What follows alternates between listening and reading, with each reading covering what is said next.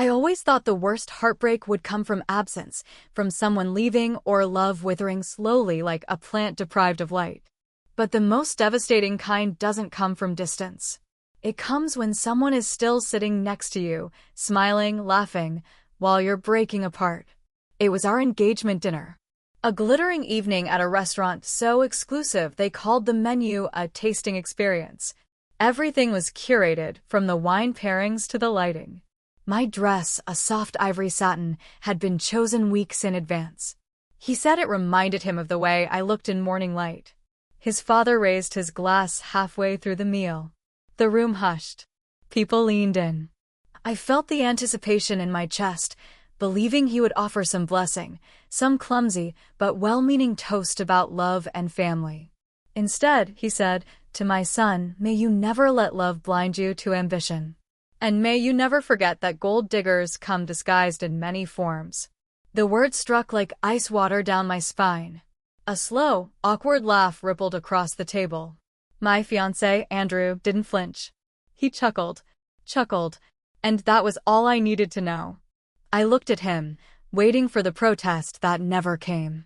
He didn't take my hand. He didn't defend me. He didn't even meet my eyes. It was as though I wasn't really there, just a placeholder in the fantasy he sold himself about being the kind of man who could have everything: the obedient wife, the wealthy father's approval, and the illusion of integrity. I didn't scream. I didn't cry. I smiled, because I knew if I broke in that moment, they'd call it proof. I reached for my wine, sipped, then set it down with steady hands. My heart was anything but steady, but I'd learned long ago that composure is its own kind of rebellion. After dessert was served, crème brûlée with a sugared violet on top, I excused myself. I walked to the powder room, looked at myself in the mirror under golden light, and took off the ring. It was heavier than I remembered. I left it on the marble counter, like a confession. I didn't go back to the table. I left the restaurant. I left the night. I left him. That's how I left. But the story doesn't start there. No. That moment was merely the exhale of a long-held breath. The real story begins much earlier, in the spaces where I learned to shrink myself, where I mistook tolerance for love, where silence was taught as virtue. And it begins with a girl named Elise, who spent her life trying to be everything someone else wanted, until the moment she realized the cost. This is her story. And mine. People often ask, "Didn't you see the signs?" As if love was a checklist, a science. But love, or what we mistake for it, is more like fog. You only realize how little you could see once the sun finally comes out. Andrew and I met in the most curated of ways, at a gallery opening. He stood near a sculpture made entirely of rusted keys, running his fingers along his jaw, looking contemplative. Later, he told me it was just an itch. That should have been my first clue. He said I intrigued him because I didn't chase him. I told him I didn't like to run. He laughed at that. What I didn't say was that I had chased before: approval, affection, a sense of belonging, and I was tired. That fatigue masqueraded as mystery, and he mistook it for allure. And maybe I let him. In the beginning, he was everything I thought I wanted. Thoughtfulness in grand gestures, roses sent to my office, spontaneous weekend trips, candlelit dinners where he asked about my dreams with eyes that seemed to listen. But looking back, I realize he never asked twice. The first time I saw the cracks was at a family brunch months into our relationship. His mother asked me what I did for work. "I'm a grant writer," I said. She blinked. "Oh. So, you write letters asking for money?" There was that slow, syrupy pause, the kind that's meant to be polite, but drips with judgment. "I write proposals for nonprofits," I said. "Mostly for arts programs and educational access." "Oh," she said again, like I'd told her I trained squirrels for a living. Then she smiled, a thin, practiced expression that didn't quite reach her eyes. "Well, as long as you're happy." Andrew didn't say a word. Afterward, I asked him about it. He shrugged. "She just doesn't get it. Don't take it personally." That became a recurring theme. Don't take it personally. His father's barbed jokes, his mother's backhanded compliments, his friends' pointed questions about when I'd find something real, all of it, apparently, was harmless. All of it, I was supposed to accept with grace. I did, for a while. I thought love meant compromise, patience, understanding. But what no one tells you is that compromise becomes a cage when it's only you making the sacrifices. The engagement came too soon. Everyone said so, even my closest friend, Naomi, whose opinion I used to trust more than my own. "You sure about this?" she'd asked gently a week before the dinner. "He doesn't really see you, Elise. Not the whole you." I'd snapped at her. Told her she didn't understand. Told her Andrew just wasn't good with emotions. But the truth was, she'd hit a nerve. Because I already knew. I knew in the way he talked over me in groups. In the way he only ever complimented how I looked, never what I said. In the way he chose silence whenever I was insulted, like being liked was more valuable than being loyal. Still, I let it go. Because leaving felt too big, too hard, too lonely. Until the night of the dinner. Until that laugh. That was the last straw, or maybe the first time I finally admitted it had all been straw, not stone. Now, with every passing hour, I feel the fog lifting. But light can be blinding at first. The morning after I walked out, I expected to feel wrecked. Broken. A woman discarded. Instead, I felt empty in the way that's almost peaceful. The silence in my apartment was deafening, yes, but it wasn't cruel. It was the kind of silence that asks, "Now what will you fill me with?" My phone was a graveyard of notifications. Missed calls from Andrew. Texts from his mother. "Let's be adults about this. No need for drama." From his father. "If you leave now, don't expect to be welcomed back." As though I'd ever been truly welcomed to begin with. I didn't respond. Instead, I went to my closet, pulled out a box I hadn't opened in years, my someday box. Sketchbooks, fabric swatches, the half-finished business plan for a design studio I once dreamed of opening. Things I tucked away when life became about compromise, when I stopped choosing myself. Each page, each folded dream, was a breadcrumb leading me back to the girl I used to be, the one who believed that beauty mattered, that creativity had value, that kindness wasn't weakness. She was still in there, buried beneath years of being good. A good girlfriend. A good daughter. A good guest. Good meaning quiet, agreeable, polite. A woman who never made a scene, never made demands, never said, "This hurts me." The engagement wasn't just about Andrew. It was about who I became to be loved by someone like him. Or rather, to be tolerated. I had twisted myself into shapes so small, I barely recognized my own outline anymore. I thought about the time I got promoted and Andrew said, "Congrats. But don't let it go to your head." About the dinner where I mentioned wanting to start my own firm, and he said, "That's cute." About the weekend I got the flu, and he still asked if I could help with his presentation deck because his assistant was out of town. It's funny, the moment I left wasn't just about being called a gold digger. It was about realizing I'd been digging for something real in a relationship built on dust. And that morning, I decided, no more. I called Naomi. She answered on the first ring. "I was giving you space," she said. "But I swear, if I have to break into your apartment with croissants and tissues, I will." I laughed, and for the first time in a while, it didn't sound hollow. "I'm okay," I said. "I mean, I'm not. But I will be." There was a pause. "You walked out, didn't you?" "I did." Silence again. Then, "Elise, I'm proud of you." That's when I cried.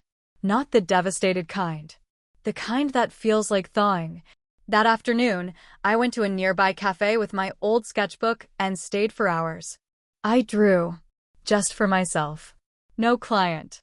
No approval. No audience. Just me, reclaiming space in my own story. And it was a beginning, long before Andrew, long before the ring and the dinner.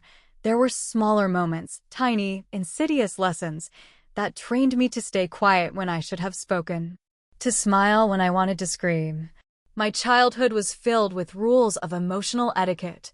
In our home, Discomfort was not acknowledged. It was swept under the plush carpet and stomped down with polite smiles. My mother believed in appearances, ironed napkins, perfect posture, and daughters who didn't cry in public. "Don't make a scene, Elise," was her favorite phrase. Once, when I was 8, I painted a mural on the side of our shed, a wild, swirling mass of color and stars and words like dream and fly. I was proud of it, certain it would make her smile. Instead, she frowned.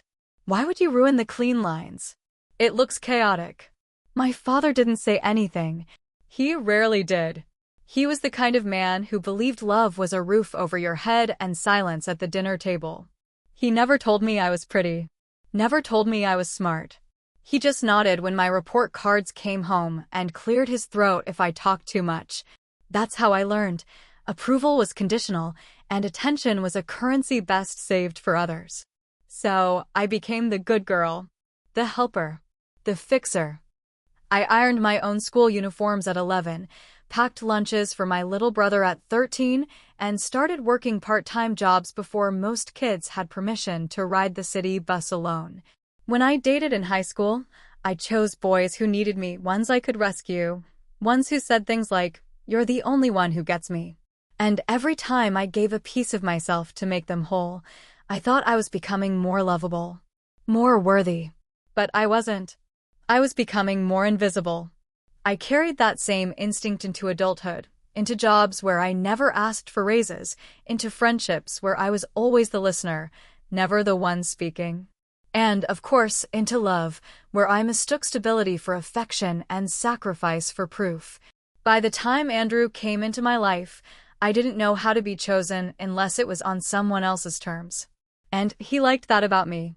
He liked that I didn't interrupt, that I didn't challenge him, that I always said, "It's fine," even when it wasn't. But when he laughed with his father at my expense, that old voice in my head, the one shaped like my mother's, whispered, "Don't make a scene." And for the first time, I didn't listen. I made a different kind of scene, one without fireworks or shouting. A quiet, seismic shift. I walked out, and now, every day since, I've been learning a new rule. You don't have to shrink to be safe. You don't have to agree to be loved. You can walk away and still be whole.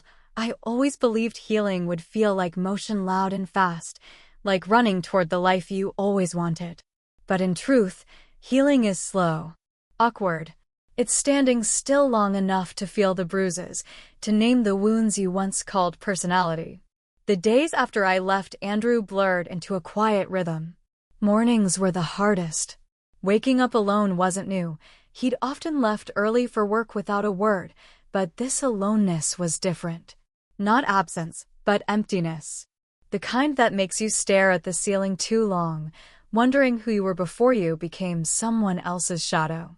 I started journaling again, not the polished kind meant for eyes, but the messy, ink-blotted kind.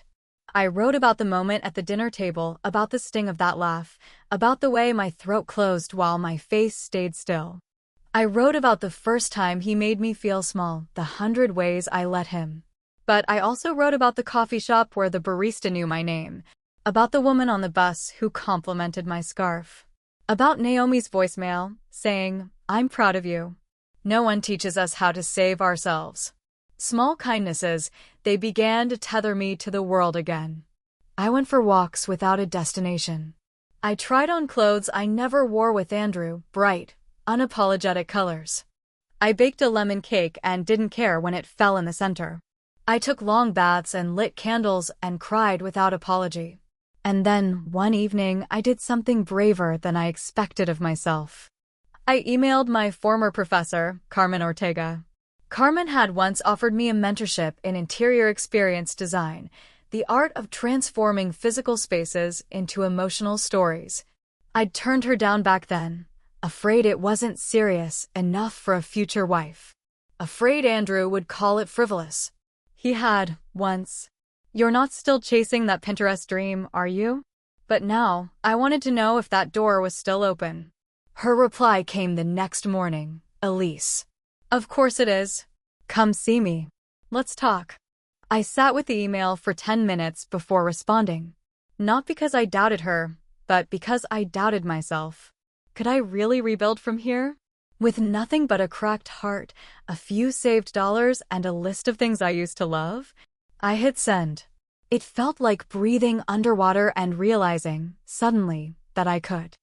I had always made myself small in the name of harmony, bit my tongue to keep the peace, diminished my dreams so they wouldn't eclipse someone else's ego. But not anymore. I'm not sure where this path leads. I still flinch when my phone buzzes. I still check the door sometimes, half expecting him to show up and ask me to come back. But each day, the noise of his absence grows quieter. And the voice inside me, the one I smothered for years, grows louder. It says, "You are not too much. You were just never seen by someone who could hold your fullness." And for the first time, I'm beginning to believe her. Carmen's office hadn't changed since my university days. Books leaned against each other on crooked shelves, postcards from former students were tacked to a corkboard, and the window was always slightly cracked, letting in a breeze and the scent of ivy climbing the building's outer wall. She greeted me with a long hug that said, "You're not lost, just returning." We talked for hours. I told her the truth, mostly. About walking away from a life that looked perfect in pictures. About realizing I'd built my world around being palatable, not purposeful. I didn't mention Andrew by name. I didn't have to. Carmen saw it in the way I paused before speaking, like I was still waiting for permission. "Elise," she said, folding her hands, "you've always had an eye for spaces. But more importantly, you know how people want to feel in them. That's a gift, not a liability. Stop apologizing for it." Her words sat in my chest like warm stone, grounding me. By the end of our conversation, I had a plan, a 3-month mentorship program, part-time, to re-enter the field. Enough to rekindle my instincts without overwhelming me. Carmen offered it with grace, not pity. She saw my hesitations and made room for them without question. That evening, I walked home past a storefront I used to daydream about. It had stood empty for years, with a dusty for lease sign half-curled behind the glass. I paused longer than usual, imagining textures, light, walls that told stories. I took a picture. Not because I was ready, but because I wanted to remember that I dared to want something again. At home, I made myself tea and pulled out the sketches I'd started since the dinner. They were rough, chaotic, full of lines that didn't quite land. But they were mine. Each stroke was a rebellion against the version of myself I used to be. I spent the next week assembling a small portfolio to bring to Carmen. Spaces I'd loved, projects I'd helped friends with, even photographs of my old apartment, the one Andrew called too bohemian, that I had styled like a magazine page before I moved in with him. It wasn't much, but it was a beginning. Meanwhile, Andrew's messages became less frequent, more pointed. The last one read simply, "You've made your point. Come home." I stared at those words. Come home. The irony burned. I hadn't left home. I was building it. Not just with bricks or fabric swatches or fresh paint, but with choices, with truth, with the quiet, steady courage it takes to say, "I choose myself." The woman I'm becoming doesn't beg to be chosen. She walks into a room and takes up space. She doesn't flinch when misunderstood. She doesn't mistake compliance for love. She still aches, yes. But that ache is no longer the sound of breaking, it's the stretch of new growth. It's uncomfortable, unfamiliar, but it's real. And for the first time in years, I'm real. 2.2 weeks passed before I saw Andrew again. He showed up at my apartment unannounced, just as I was coming back from the farmer's market, arms full of tulips and overpriced bread. He stood there, leaning against the stairwell like a scene from a movie, except the lighting was all wrong, and the man wasn't who I remembered. "Elise," he said, his voice low, contrite. "Can we talk?" I didn't move. The weight of the bread shifted in my arms. "You shouldn't be here." "I know. But I didn't know how else to," he trailed off, eyes scanning my face like a puzzle he no longer recognized.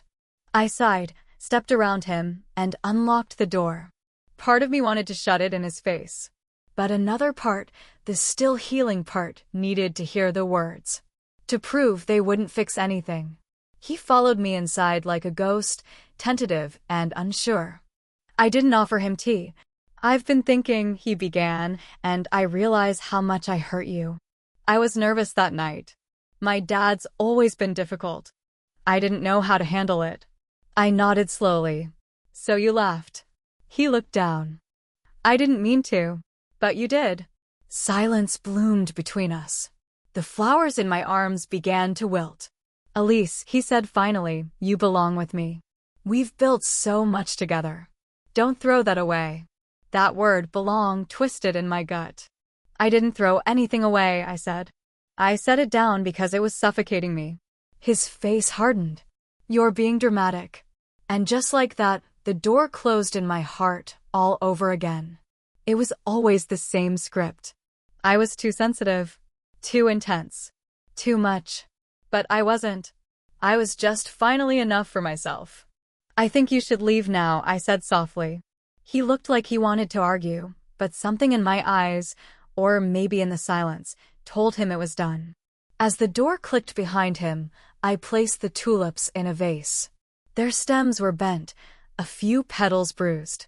But they still opened toward the light. Still beautiful in their imperfection. That night, I took out the ring. Yes, I had taken it from the restaurant bathroom, if only to decide when and how to return it. I placed it in a small box and wrote a note. "This no longer fits who I am." I mailed it the next day. The weight I felt lift wasn't just about the diamond. It was about every time I'd let someone else decide my worth. Every time I'd traded authenticity for acceptance. Not anymore. I may not know exactly where I'm going, but I know this. I'm not going back. After mailing the ring, I expected a sense of finality. A cinematic ending. What I got instead was stillness, a quiet so thick it felt like snowfall. Not heavy. Just muffling. There was no grand sense of closure. Just a woman in her apartment, drinking tea that had gone cold, watching morning light stretch across her floor like a shy promise. I started pouring myself into Carmen's mentorship program. Twice a week, I'd meet with her and a handful of other women, all of us at different junctures, all of us rebuilding something. Some were returning after children, others after layoffs or losses. One, a woman named Trina, had walked away from a decade-long marriage and a six-figure salary to design community libraries. We weren't the same, but we all knew the ache of starting over. Our first project was simple. Reimagine a small space with intention, not just to look good, but to feel right. Carmen's challenge was poetic. Design a room that asks nothing of you. No mirrors. No judgment. Just a place to be. I didn't realize how radical that was until I tried. I'd spent years creating spaces for others. For guests. For appearances. For men who liked minimalist chic because it looked expensive. I knew how to impress. But how to comfort? My submission was a reading nook. Velvet cushions in stormy blue, a bookshelf in soft pine, a window draped in gauze. A space where the light changed with the hour and the only sound was wind moving through leaves. No symmetry. No sharp edges. A room for a woman who'd been told she took up too much space. When I presented it, Carmen smiled in that way she did when she saw something deeper than she let on. "Elise," she said, "you didn't just make a room. You made a sanctuary." I felt something catch in my throat. Later that evening, Naomi came over with wine and takeout. We sat on the floor, as we used to in college, eating noodles from the carton and laughing about nothing. She asked if I'd heard from Andrew again. "Not since I sent the ring," I said. She raised a glass. "To not hearing from people who don't deserve us." We toasted. And I meant it. Somewhere between the third glass and the bottom of the spring roll bag, she looked at me and said, "You seem lighter."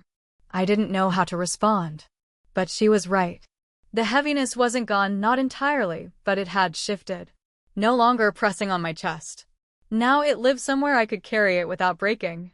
That night, after Naomi left, I sat in my reading nook, just a corner in my living room, really, but it felt like more. I read poetry. Old lines I used to underline in college before I became someone else's version of acceptable. One line stopped me cold. She finally stopped searching for a home in others. She built her own. I looked around. Maybe it was small, but it was mine. Healing is never linear. One day you're making art and laughing with friends. The next, you're sobbing in the grocery store because someone's cologne reminds you of a man who never really saw you. That happened to me on a Thursday. I'd gone in for oranges. Simple. Ordinary. But as I reached for a ripe one, someone walked by with a scent that pulled me backward, sandalwood and citrus, the cologne Andrew wore when we first met. The fruit slipped from my hand and rolled down the aisle. I stood there, frozen, while the world kept moving around me. It wasn't the scent itself. It was what it symbolized, how easily the past could ambush you. I didn't cry, not there. But when I got home, I sat on the floor and let the tears come. Because healing isn't about pretending you don't miss what hurt you. It's about honoring the ache without letting it call you back. That weekend, Carmen invited me and a few others to a private tour of a boutique hotel downtown, one she'd helped design years ago.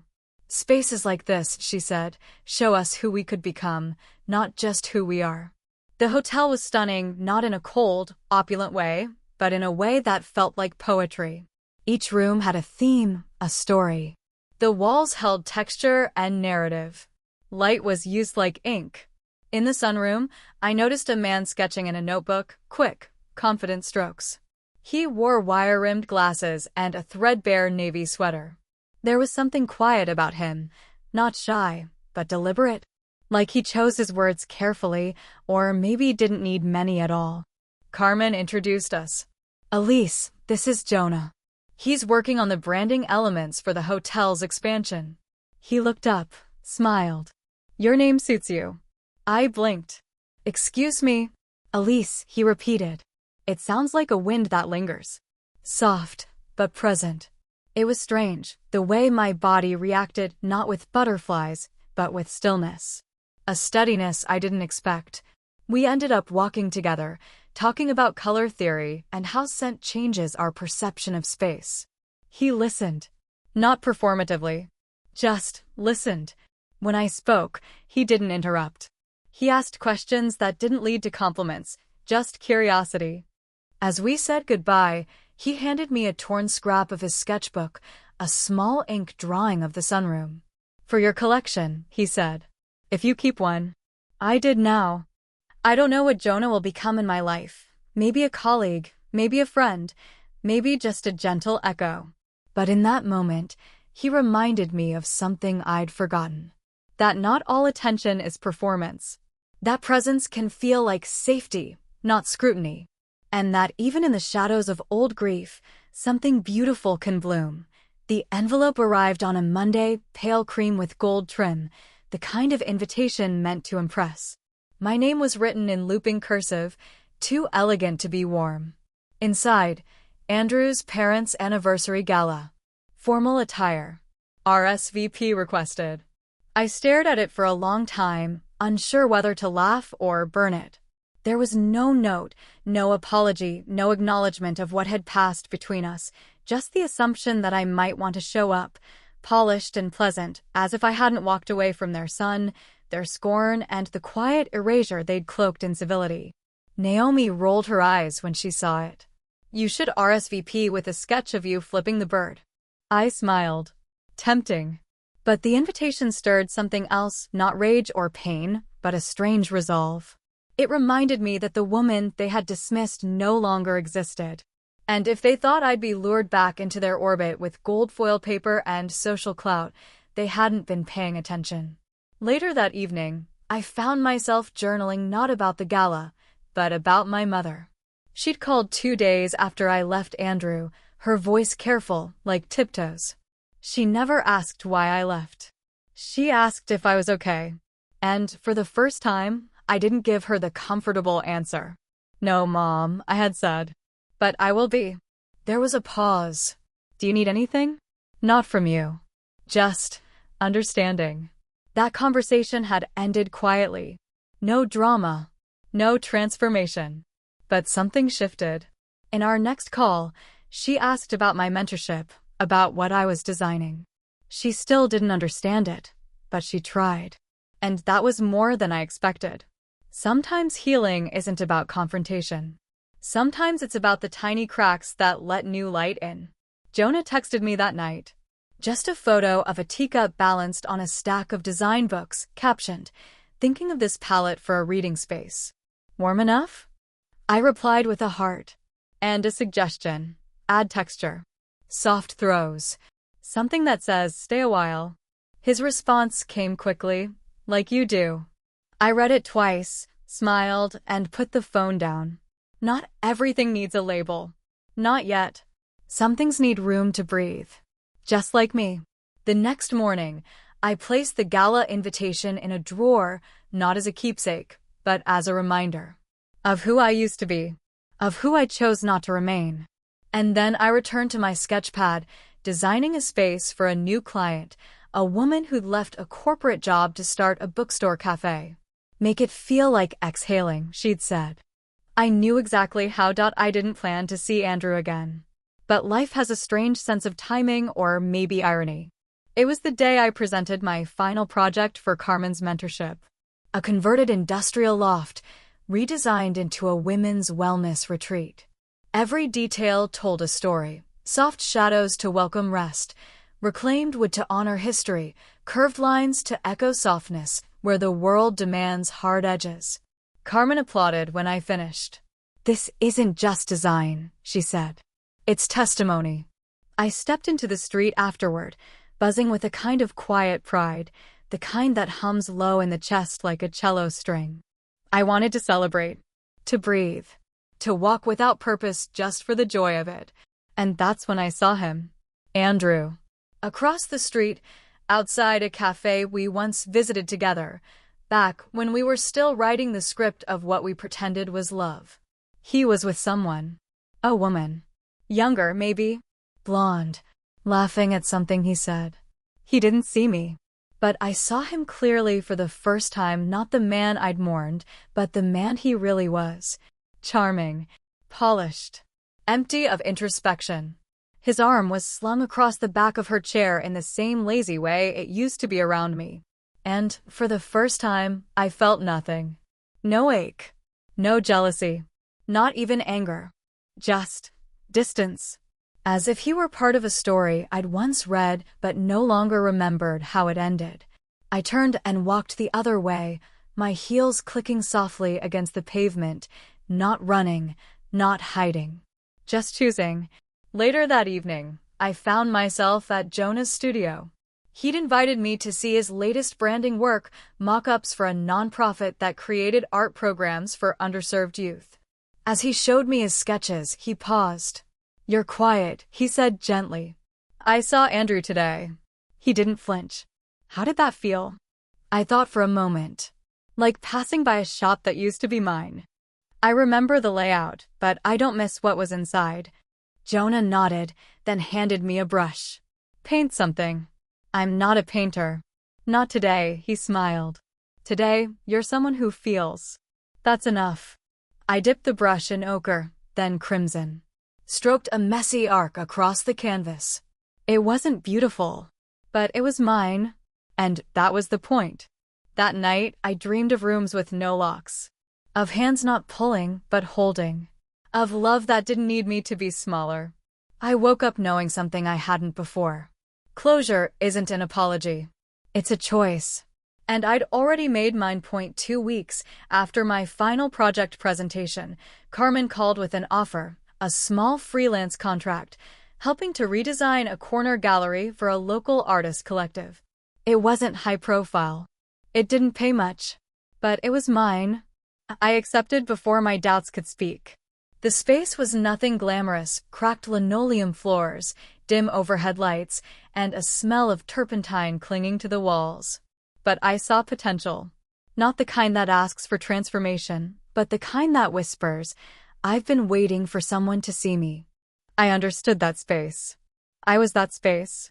The first time I walked it alone, I traced my fingers along the brick walls, whispering to myself ideas like prayers, warm sconces here, textured rugs there, colors that didn't scream for attention, but invited you to stay. I began to design not with trends in mind, but with truth. In the evenings, I'd bring my sketches to Jonah's studio. He'd make tea, always chamomile, always with honey, and we'd work in silence, a soft harmony of ink and graphite and ideas. We didn't talk about us. We didn't need to. The closeness we shared wasn't a performance. It was a presence. One that asked nothing, proved nothing, and somehow felt like everything. One night, he asked, if you had your own studio, what would you call it? I laughed, caught off guard. I don't know. I've never let myself want that out loud. Try. I stared at the ceiling, letting the words rise. Haven. It came like breath.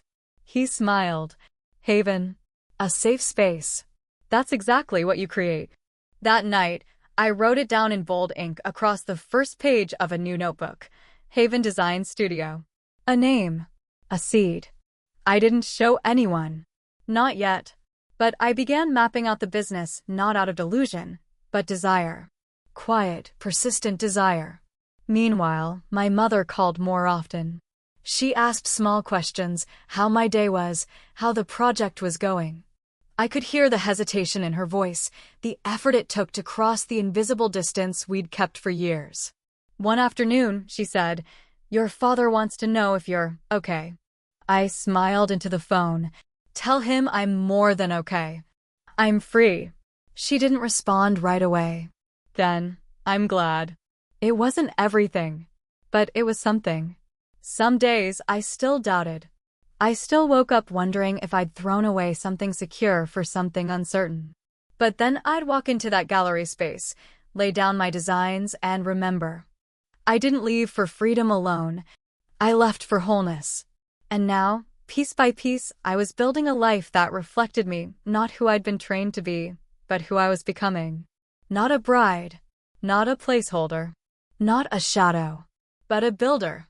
A woman whose name belonged on the door to be. By the end of the third week, the gallery space had begun to change, not dramatically, but intentionally. The kind of change that unfolds slowly, like a story being told in brushstrokes and bolts of fabric. We chose deep earth tones for the walls, colors that made people exhale when they entered. I brought in secondhand furniture and repurposed it, not because it was cheaper, but because it had lived. I wanted the room to hold echoes, not just elegance. One afternoon, while rearranging a reading corner, I found myself humming. I paused, surprised. I hadn't heard that sound from myself in months, maybe years. I didn't even know I still hummed. That night, I journaled. What else have I forgotten about myself? I began to make a list. Little things. Small joys. I love the smell of basil on my fingers after cooking. I always cry during thunderstorms, not from fear, but from release. I used to dance alone in my apartment to Nina Simone. I write better at night. I dream in color again. I realized something important. My healing wasn't just about letting go of Andrew. It was about remembering the woman I'd abandoned long before I met him. Naomi noticed it too. "You're glowing," she said one evening, handing me a latte she'd made with love and the last of my oat milk. She glanced at the corner of my notebook where I'd doodled the words Haven Design Studio. "You gonna do it?" "Maybe," I said. "No, not maybe. You are. And I'll be your first investor. I have $317 and half a box of wine. Let's build an empire." I laughed, but something in me dared to believe her. That weekend, I hosted a small gathering, just Naomi, Trina from the mentorship program, Jonah, and a few other women I'd begun to orbit. I cooked. Real food. Not appetizers and wine, but roasted vegetables and herb chicken and lemon pie. My apartment filled with laughter, mismatched chairs, and the scent of rosemary. We talked about failure and freedom and the cost of becoming ourselves. Jonah brought a vintage record player and played Etta James, and Trina danced barefoot on my rug. At one point, I stood in the doorway, watching everyone, the flicker of candles, the curl of hands around tea mugs, the unspoken bond of women who dared to walk away from something they once thought they needed. And I whispered to myself, this is home. Not the one I'd left. The one I made, the morning I signed the lease for a shared studio space. It was raining, not a downpour, just a soft, persistent drizzle. The kind of rain that makes everything shimmer, even the broken sidewalk outside the building. The studio was nothing grand. Exposed brick, a window that stuck, and a door that creaked like an old violin. But it was mine. Half of it, anyway. The other half belonged to a woman named Priya, a textile artist with streaks of silver in her braid and a laugh that warmed the walls. We barely knew each other yet, but when I told her the name I was planning, Haven, she smiled like we'd already been friends a long time. A good haven has more than beauty, she said. It has stories. Yours will echo. I didn't cry until I was alone, sitting on the floor beneath the crooked window. I ran my fingers along the cool wood and whispered, thank you, to no one in particular, maybe to the version of me who had once been too afraid to even dream of this. Later that week, I started putting together my first client portfolio, the gallery, of course, and a few other spaces I'd helped with during my mentorship. I printed the photos, carefully mounted them, wrote descriptions that felt personal rather than performative. I was creating more than a business. I was reclaiming a voice. And then the letter arrived. Not a text. Not a call. A letter. From Andrew. It was neatly folded, written in the same angular script I'd once thought elegant. He wrote that he missed me. That he hadn't stopped thinking about our life together. That he'd been attending therapy. That he saw now how deeply he'd failed to defend me, not just at the dinner, but over and over. And he ended it with, if you can forgive me, I still believe we could build something beautiful. I read it once, then again. Then I folded it back into its envelope and placed it in the drawer with the gala invitation. I didn't cry. I didn't rage. Because there was a time when that letter would have unraveled me, when I would have confused regret for redemption. But now I knew the difference.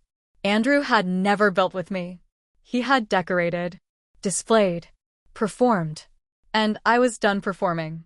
The next day, I painted the studio door a deep teal, the color of lake water just before dusk. Priya said it made the space feel brave. It was. Because bravery isn't loud. Sometimes it's a woman choosing not to open a door to her past and painting a new one instead. The first time I saw my name on a business card, I held it like it might break. Elise Monroe, founder and creative director, Haven Design Studio. The font was clean, the card thick with textured edges, soft to the touch. I ordered only 50, a humble start, but each one felt like a small rebellion. Proof that I no longer waited for permission to exist fully. I handed one to Naomi, who nearly squealed. You're official, she said, dancing in her socks across my apartment floor. Should we celebrate with cheap champagne or expensive donuts? Why not both? So we did. Over maple-glazed joy and giggles that felt younger than our years, she asked, do you think you'll ever fall in love again? I paused. Not because I didn't know the answer, but because I'd been asking myself the same question, not with longing, but with curiosity. I think, I said slowly, I've already started. Naomi's eyes lit up. With Jonah. No, I smiled. With myself. There was more to say, of course. About Jonah. About the quiet way he kept showing up, not with grand gestures, but with presence. A thermos of tea delivered to my studio door on rainy days. A note tucked into a book he thought I'd love. An offer to help patch the leaky skylight, not because I needed him to, but because he wanted to. We hadn't kissed. Hadn't named anything. But something was growing. Not like wildfire, but like roots. Deep. Intentional. Patient. I wasn't afraid. Not this time. That week, I landed my first independent client, a woman named Lucia who had recently inherited her grandmother's home and wanted to turn it into a grief retreat center. I want people to walk in and feel seen, she said during our first meeting. Not fixed. Not hurried, just held. I knew that feeling intimately. Designing that space became more than a job. It became a love letter to every version of me who had ever felt invisible, rushed, silenced. I spent hours listening to Lucia's stories, gathering heirlooms, studying the creaks and curves of the old house like it was a living thing. And when I presented the initial plans, warm woods, soft lighting, a sunroom redesigned as a memory garden, she cried. "You get it," she said. I nodded, swallowing the lump in my throat. I got it because I'd lived it. On the way home, I walked past a window display, spring flowers arranged inside teacups, a little sign that read, "New beginnings in bloom." I stopped and stared. Then I reached into my bag, pulled out a business card, and slid it gently through the door slot. Not out of vanity, but because someone, someday, might need exactly what I've built. Not just a space, but a haven. Spring crept in like a soft hymn, all magnolia blooms and birdsong, the kind of beauty that doesn't beg to be noticed, only received. It was the season I had once imagined for my wedding. Lace sleeves, garden vows, the kind of day written for photo albums and practice smiles. Instead, I spent it barefoot in my studio, rearranging furniture, unwrapping hand-woven textiles from a village I'd never visited, but whose patterns spoke a language I somehow understood. Jonah stopped by that afternoon with a chipped mug he'd found at a thrift market. Pale blue, gold crackle around the rim. "It looked like something you'd rescue," he said. I turned it in my hands, marveling at its imperfection. "You know me well." He hesitated before he asked, "Do you miss him?" A pause, then a nod. "Sometimes I miss the idea of him. Or maybe who I was when I thought love meant staying quiet." Jonah didn't fill the silence. He let it breathe. And in that stillness, I felt something both soft and fierce rise inside me. "I don't want to be half-loved ever again," I said. "You won't be," he answered, not as a promise, but a certainty. We didn't touch. We didn't kiss. But as he left, he said, "You know, there's a Japanese art, kintsugi. When pottery breaks, they mend it with gold. They don't hide the cracks. They honor them." I looked down at the mug. Gold rim, gentle flaws. "Then maybe I've been gold all along," I whispered. That night, I wrote a letter I didn't plan to send. To Andrew. Not for him. For me. I thanked him not for the love, but for the lesson. I told him I forgave him, not because he asked, but because carrying that weight was no longer mine. I didn't recount every bruise or betrayal. I didn't explain my silence or my rage. I simply released it. Then I folded the letter and burned it in a ceramic bowl, watching the words curl into ash. Not closure. Not erasure. Just transformation. Some things don't need to be remembered to be respected. Some love is better honored in its undoing. As the smoke drifted toward the open window, I placed the chipped blue mug on my desk beside a stack of fabric samples. It was imperfect, fragile, mended. Like me. And entirely enough, it arrived in the mail with no return address, just my name written in a familiar script, not Andrew's, but my mother's. Inside the brown cardboard box was something unexpected, my childhood diary. The one I thought I'd lost in a move, or perhaps had left behind on purpose, tucked into a drawer, a forgotten relic of a girl who once dreamed in bold colors and begged for permission. There was no note. Just the diary, worn at the corners, the lock long broken. I sat on the floor, cross-legged like I was 13 again, and opened it. The first entry. Today I told my mom I wanted to be an artist.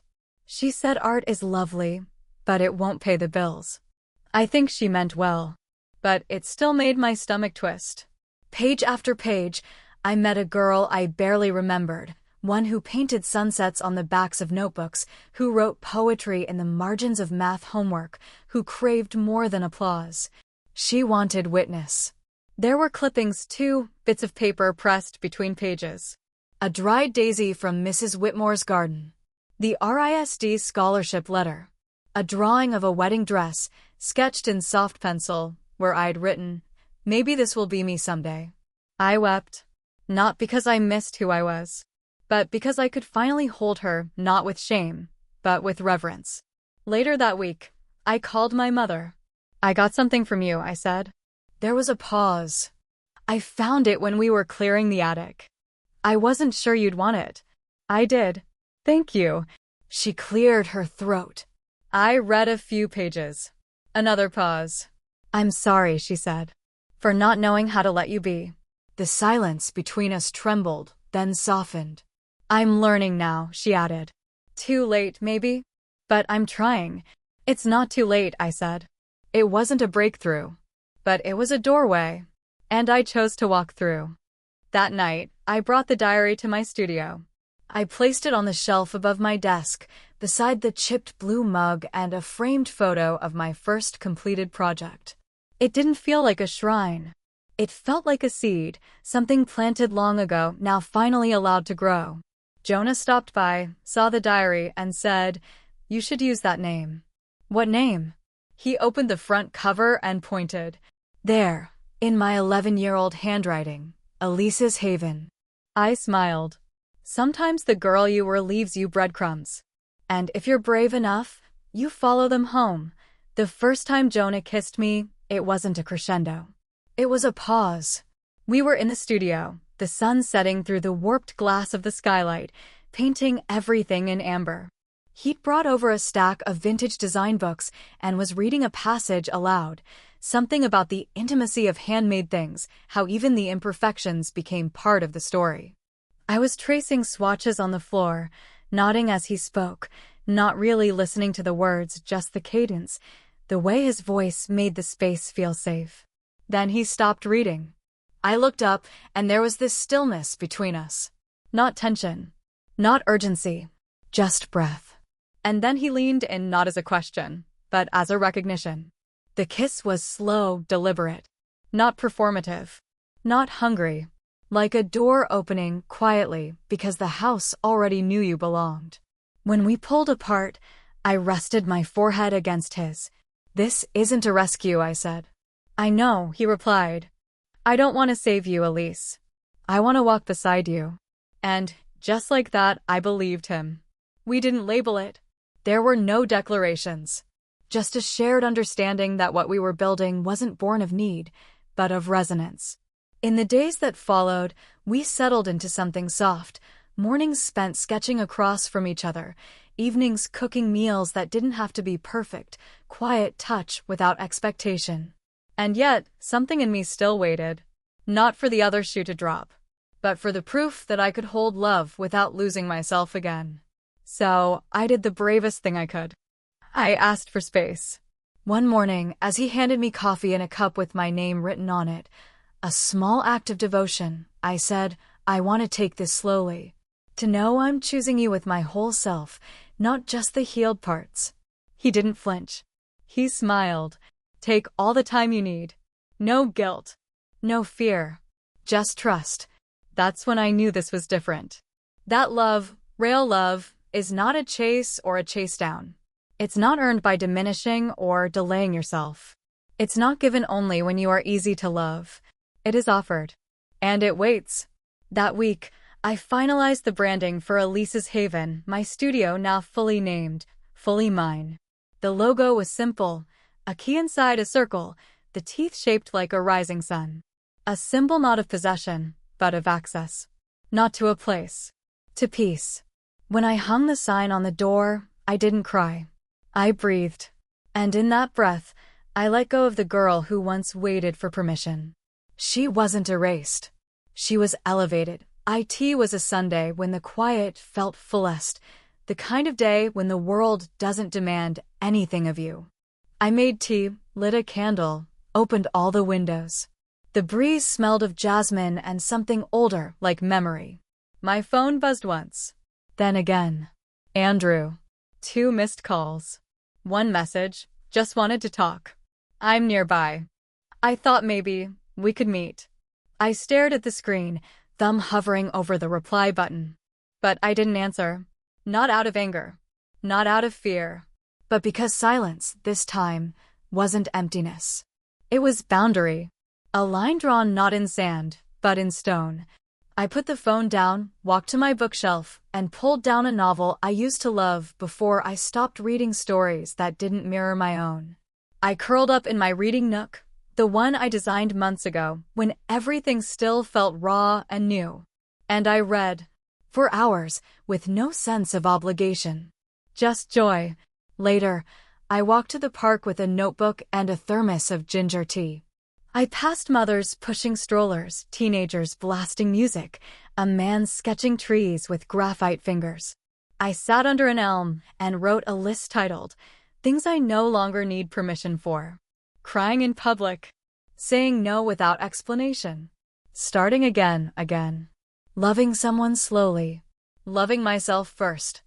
I thought of Andrew, not with sorrow, but clarity. I once mistook his attention for affirmation. Now I understood. He had loved the outline of me, not the depth. And I had been too lonely to ask for more. Now I was alone, but never lonely. That evening, Jonah texted, "No rush. Just missing your laugh." I smiled and sent back a voice memo of me reading one of my childhood poems, something I found tucked in the back of my diary. Silly, rhyming, joyful. He replied, "Frame that one." I think I will. The night ended with moonlight streaming through the curtains and a feeling I couldn't quite name. Not triumph. Not closure. Just peace. The kind you don't have to earn. The kind you become.